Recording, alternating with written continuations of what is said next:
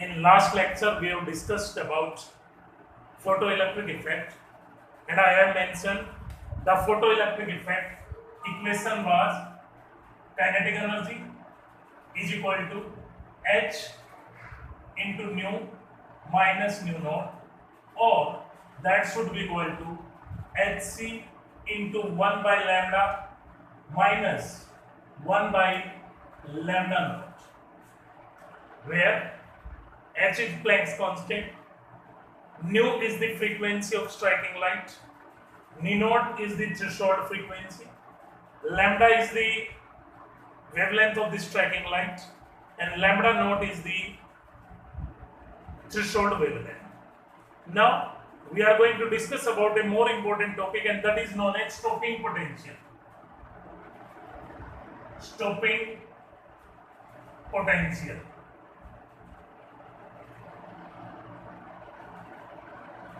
Stopping potential. We know the kinetic energy of an electron will be equal to charge into potential difference. Charge into potential difference. Hence, stopping potential is the minimum potential difference required to make the velocity of electron zero. Velocity of electron zero. So putting this value, we will get h nu is equal to h nu naught plus E into nu naught. E into nu naught, where V naught is known as stopping potential. V naught is known as stopping potential.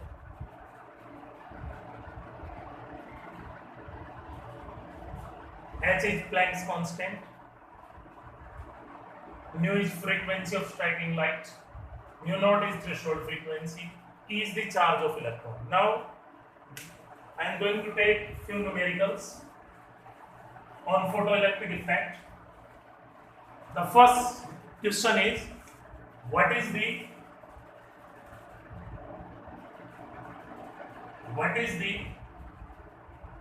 kinetic energy of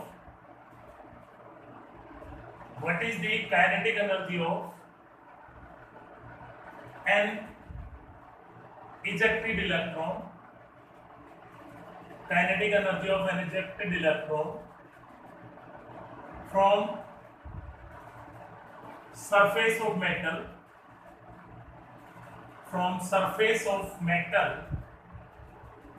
when a radiation of wavelength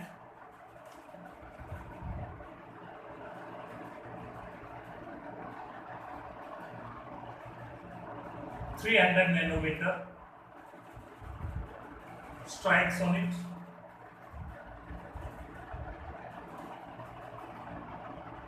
and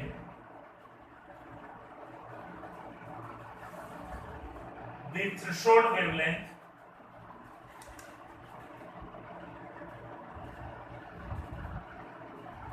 is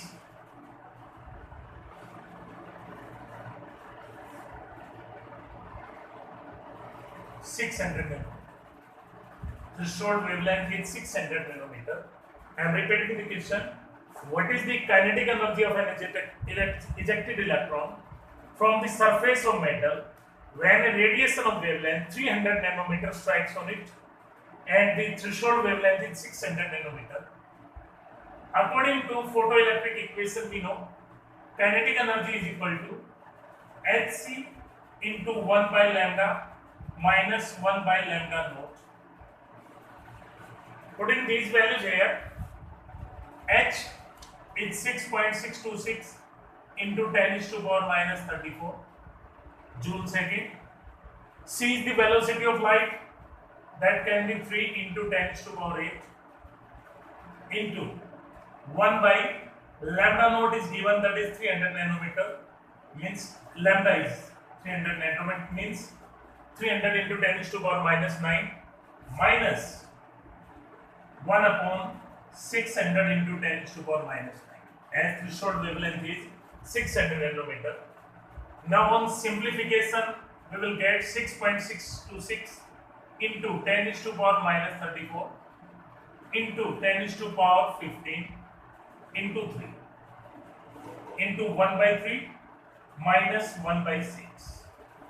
On simplification, we will get this equation.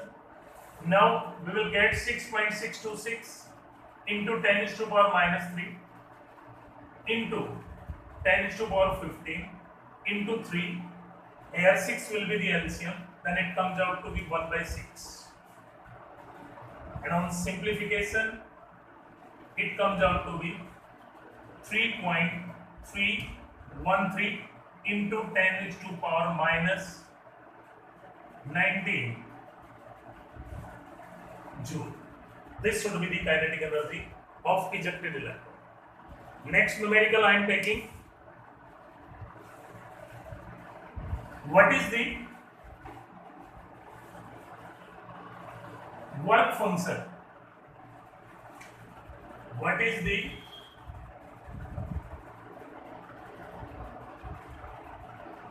work function of a metal? What is the work function of a metal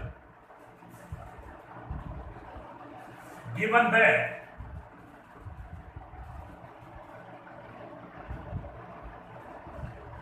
when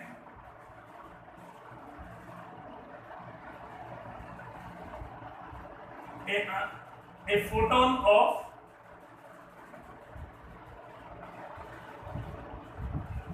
energy 10 electron volt strikes on it and the kinetic energy of ejected electron is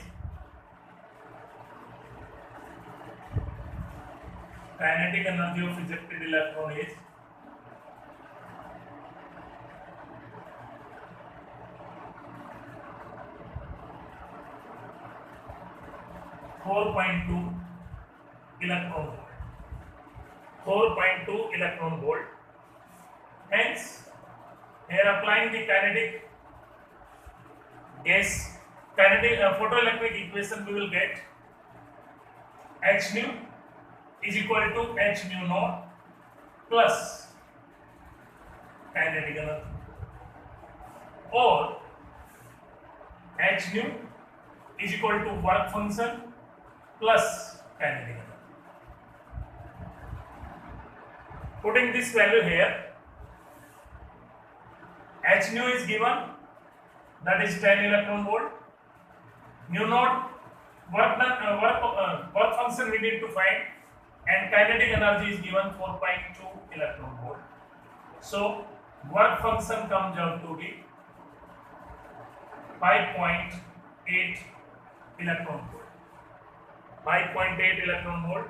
And if I want to convert it into joule, then we have to multiply by 1.606 into 10 is to power minus 19 joule. This should be our work function.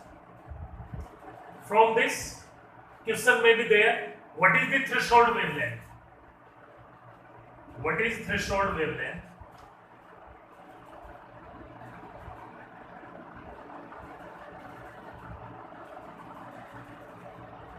Then threshold wavelength can be found out by comparing W naught is equal to Hc by lambda naught. Now lambda naught will be equal to H, 6.626 into 10 to the power minus 34 into C, 3 into 10 to the power 8 upon 5.8 into 10 to 1.606 into 10 to the power minus 19. On simplification, I will get 6.626 into 3 into 10 to the power minus 7 upon 5.8 into 1.606 and on multiplication we will get 8, 7, 8, 19.88 over 5.8 into 1.606. 8 6 is 48, 48 and 12, 3, 38. Then that comes out to be 8, 4, 11, 3, 9. So it comes out to be 9.3148 into 10 is to power minus 7 meter, and that should be approximately 2.2 into 10 is to power minus 7 meter. This should be the threshold wavelength. Next numerical, that is very important one for competitive exams. If a photon of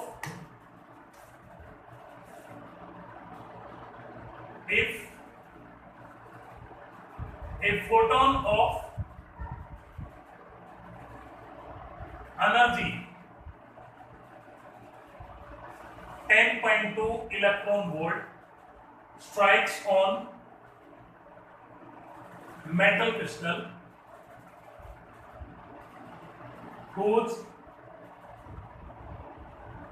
work function is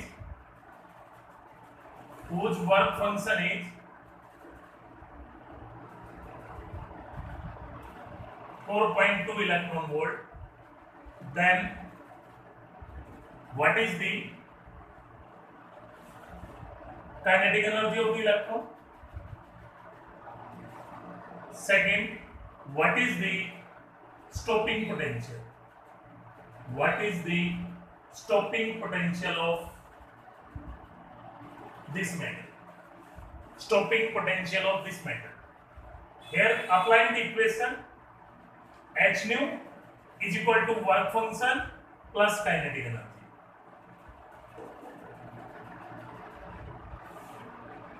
H nu is given 10.2, work function is 4.2, so kinetic energy comes out to be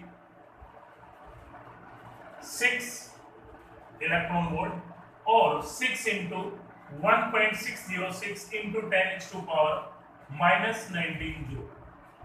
Now we need to find out the stopping potential, and stopping potential I have mentioned that should be equal to E into V naught. E into V naught. Kinetic energy is equal to E into V naught. Putting this value here, we will get 6 into 1.606 into 10 to the power minus 19 is equal to 1.606 into 10 to the power minus 19 into nu naught we need to find, V naught need to find, and that comes out to be 6 volt. 6 volt is the stopping potential. I hope you understand the numericals of photoelectric effect. More numericals will be given in your book you have purchased. You have to do from that. If any problem is there, then you can ask me. Now, next topic we are going to discuss, that is very important one, and that is the dual nature of electron. Dual nature of electron.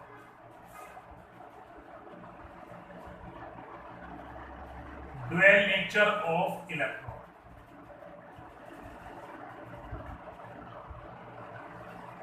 As we have discussed yesterday and today, light is having a dual nature. Light is having a dual nature. Means some properties of light can be explained by wave nature, while others can be explained by particle nature. Hence, we can say that electron is also having the dual nature. Electron is also having dual nature, and its dual nature can be explained by following experiments. I am going to discuss about those experiments, and they are generally asked in your competitive exams. And the first experiment which explains the dual nature of electron and especially the wave nature. First I am going to explain the experiment which are explaining the wave nature, and then we will explain the experiment to particle nature. So first we are going to discuss about those experiments which are going to explain the wave nature of electron. And the first experiment, that is Zermer and Davison experiment. Zermer and Davison experiment. Zermer and Davison experiment, very important one for objective exams. In this experiment, the fast moving electron from the cathode gun,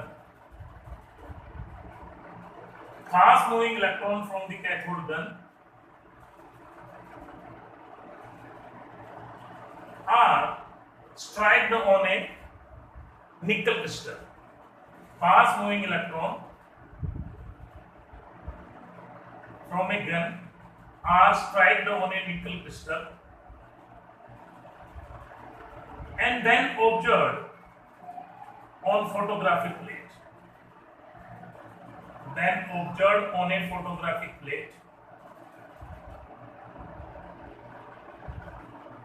And we will get a diffraction pattern having concentric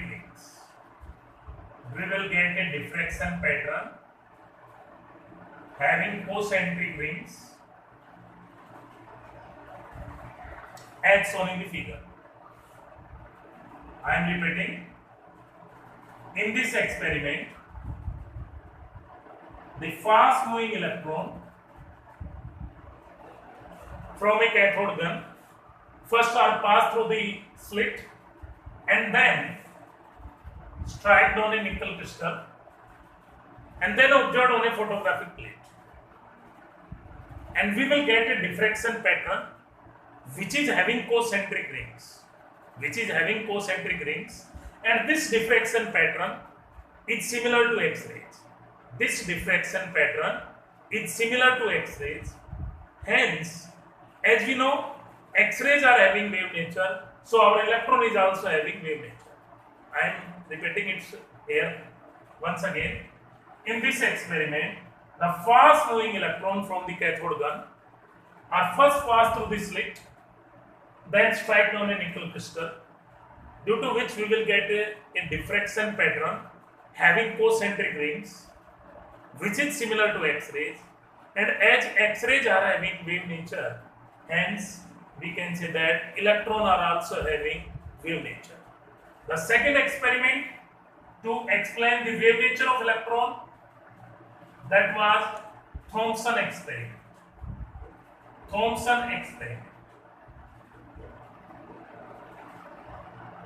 The experimental arrangement was almost same, but Thomson had made a little change.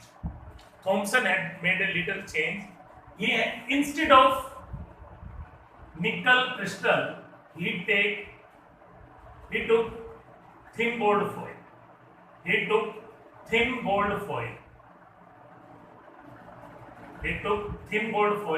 Whose thickness was 10⁻⁴ mm. And same diffraction pattern were observed. In Thomson experiment, the fast moving electrons are struck on a thin gold foil and then observed on a photographic plate. A diffraction pattern having concentric rings is observed. Which is similar to X-rays. Hence, as X-rays are having wave nature, so electron is also supposed to have wave nature. Next experiment, and that was done to explain the particle nature.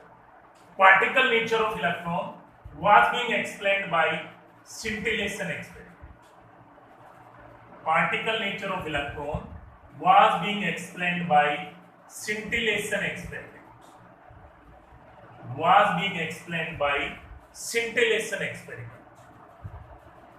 In this experiment, what was done? In this experiment, the fast moving electron are struck on a screen coated with zinc sulfide. In this experiment, the fast moving electrons are struck on a screen coated with zinc sulfide, due to which a scintillating localized point was observed. Due to which a scintillating localized point was observed. Hence, as that point was localized, then electron is also supposed to be localized, so it is showing the particle nature. I am repeating. For particle nature, which experiment was done? That was scintillation experiment. And in this experiment, the fast moving electron are struck on a screen coated with zinc sulfide, due to which a scintillation localized point is observed. As point is localized, so the striking particle is also localized. So electron is having a wave, is having a particle nature. And dual nature of electron is also explained by use of two very important terms. The first one is de Broglie wave equation. First one is de Broglie wave equation. And the second one was Heisenberg uncertainty principle. Heisenberg uncertainty principle. Heisenberg uncertainty principle. But before discussing these two terms, we have to know what is difference between particle and wave. What is difference between particle and wave? We are discussing so much things about waves and particle. Then what is the basic difference between these two? The first difference is the waves are always delocalized, but particle is always localized. The waves are always delocalized, particle are always localized. Second point is, at same place, more than one wave can be present. At same place, the more than one wave can be present, but at same place, only one particle can be present. Only one particle can be present. Next one is very important one. The total number of waves in a box can be greater than or less than their actual number. Can be greater than or less than their actual number due to interference. But the total number of particles in a box will always remains, it will be equal to sum of their number. Will be equal to sum of their number. I hope you understand between difference between wave and particle. Now, today I am going to start a very important topic for your competitive exam as well for your 12th physics too, and that is de Broglie wave equation. De Broglie wave equation. In our daily life, we have seen this too, and according to this de Broglie wave equation, every moving particle behave like a wave. Every moving particle will behave like a wave, and this type of waves are known as electromagnetic waves, are known as matter waves. Sorry, these waves are known as matter waves. Earlier we have discussed about the electromagnetic waves, but now we are going to discuss about the matter waves. Later on I will discuss their difference too. What is difference between electromagnetic wave and the matter wave? Now, de Broglie waves are known as matter waves, and according to this, every moving particle, every moving microscopic particle, you can say, will behave like a wave, and the wavelength associated with these waves is inversely proportional to their momentum. Wavelength associated with these particles is inversely proportional to their momentum. So, lambda is equal to h upon p, or h upon mv. Lambda is equal to h by p, or h upon mv. Here, lambda is the wavelength. Lambda is the wavelength. H is Planck's constant. P is the linear momentum. P is the linear momentum. M is mass of the particle. V is the velocity. V is the velocity. Now, question may be there in exam regarding derivation of de Broglie wave equation. 2 marks question, very important one. De Broglie wave equation. De Broglie wave equation can be derived by use of two equations generally. The first one is, according to Planck's quantum theory, we know, according to Planck's quantum theory, we know E is equal to h nu. E is equal to h nu, and this is equation first, where E is the energy, h is Planck's constant, nu is the frequency. Similarly, according to Einstein mass energy equivalence, Einstein mass energy equivalence, Einstein mass energy equivalence, we know E is equal to mc square. E is equal to mc square, very important equation, where E is the energy, m is the mass, c is the velocity. Comparing first and two equation, comparing these two equations, we might get h nu is equal to mc square. This is equation third, but we know nu is equal to c by lambda. Nu is equal to c by lambda. Putting this value, it will be hc by lambda, that is equal to mc square. That is equation 4. On cancelling, lambda will be equal to h by mc. Lambda will be equal to h by mc. Lambda is the wavelength, h is Planck's constant, m is the mass, c is the velocity of light. But according to theory of relativity, no material particle can travel with the velocity of light. No material particle can travel with the velocity of light, because mass is also variable according to it, and mass should be equal to m naught over 1 minus v square over c square. M is equal to m naught over 1 minus v square over c square, when v is equal to c, then rest mass should be equal to 0. V is equal to c, then rest mass should be equal to 0. So c is going to be replaced by v, so that will be lambda is equal to h by mv, or that is equal to h by p. That is very important derivation for numericals. Now I am going to drive in more next lesson, and that is the relationship between kinetic energy and wavelength. Relationship between kinetic energy and wavelength. Relationship between kinetic energy and wavelength.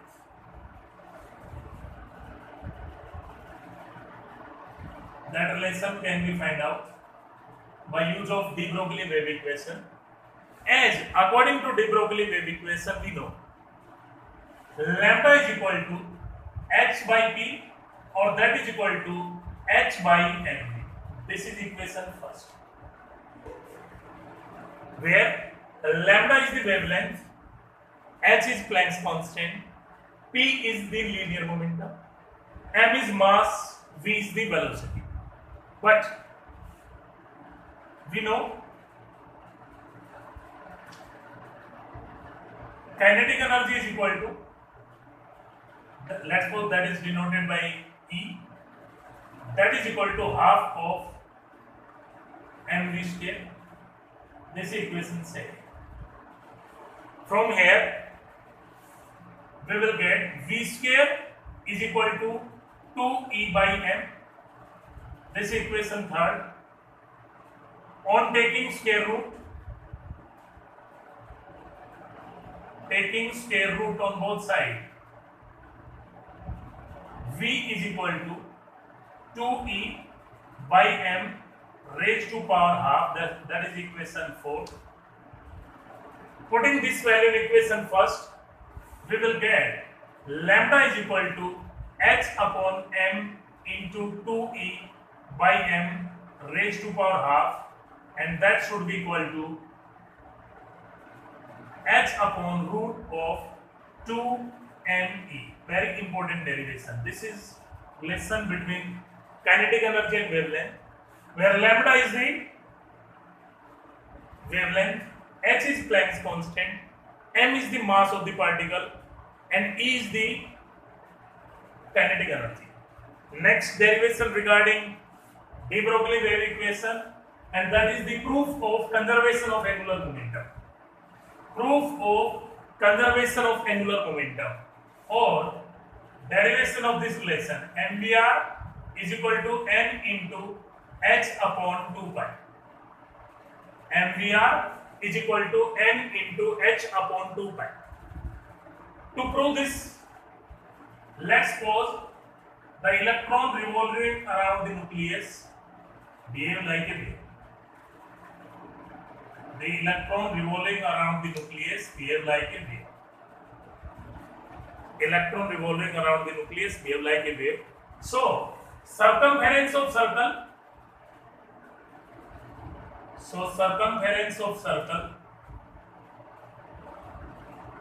will be equal to n into lambda. This is equation first. And according to formula we know, circumference of circle, that will be 2 pi r, is equal to n into lambda, that is equation second. But according to de Broglie wave equation,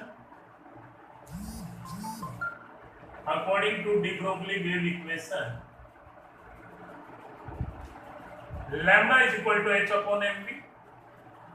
This is equation third.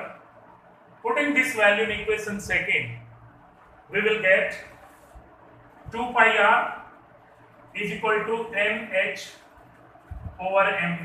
This is equation 4. On cross multiplication, we will get mvr is equal to n into h upon 2 pi. This is also very important derivation. There are 3 derivations regarding de Broglie wave equation. Generally, one might be in your final exam or your UT. I am repeating it. We have to prove mvr is equal to n into h upon 2 pi. To prove it, let's consider the electron will behave like a wave. So circumference of circle is equal to n into lambda. That will be 2 pi r is equal to n into lambda, but lambda will equal to h upon mv. Putting that value, that we will get 2 pi r is equal to n into h upon 2 mv. So mvr is equal to n into h upon 2 pi. Tomorrow we will discuss the numericals of de Broglie wave equation and next topic. Till then, thank you and work hard.